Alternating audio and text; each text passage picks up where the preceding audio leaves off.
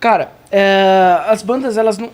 Assim, não é que elas fazem pactos com o diabo. Não existe diabo na nossa tradição. Elas fazem acordos espirituais com entidades que trazem a ela uma certa influência benéfica e promovem o trabalho delas. Isso Então, é a coisa isso mais normal do acontece mundo. E tem resultado? Mas a Anitta não tem um pacto?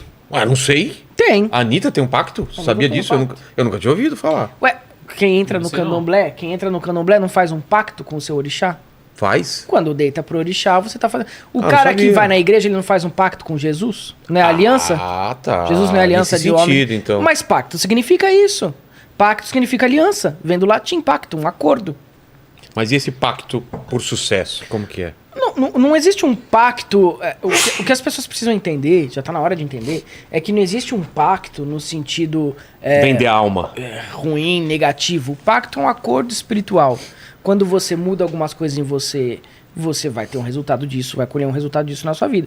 Então, por exemplo, algumas bandas fazem pactos, acordos espirituais com entidades para que elas ganhem sucesso, fortuna, prosperidade, e isso sempre aconteceu na história do homem. Por exemplo, Elohim prometeu aos judeus uma série de coisas, um mundo próspero, um reino forte, proteção. Entre os candomblecistas, você deita por orixá para ele melhorar a sua vida também como um todo.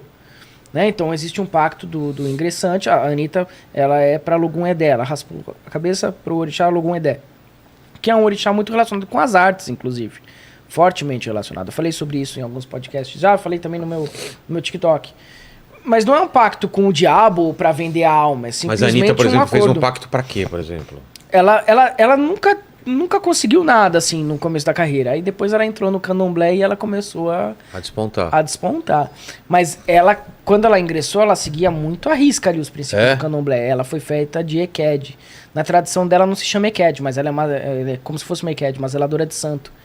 Mas hoje em dia, ela não sei se ela cuida muito de ir no terreiro dela, não. O pessoal não vê ela lá faz tempo, tá deixando a espiritualidade dela de lado. Talvez por isso até que ela esteja passando alguns problemas aí. Porque assim, ô Vilela, não existe mal existencial em nenhuma religião. Não existe diabo. Já provei isso no começo do podcast. Quem quiser assiste aí que vocês vão ter uma aula sobre, Volta lá no sobre começo. isso. Mas existem algumas coisas que quando você combina, você tem que cumprir, cara.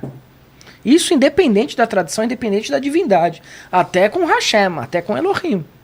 Se você não cumprir, ele também não cumpre. Então, no candomblé isso existe, no luciferianismo isso existe, na Kabbalah isso existe, em qualquer lugar, qualquer tradição religiosa isso existe.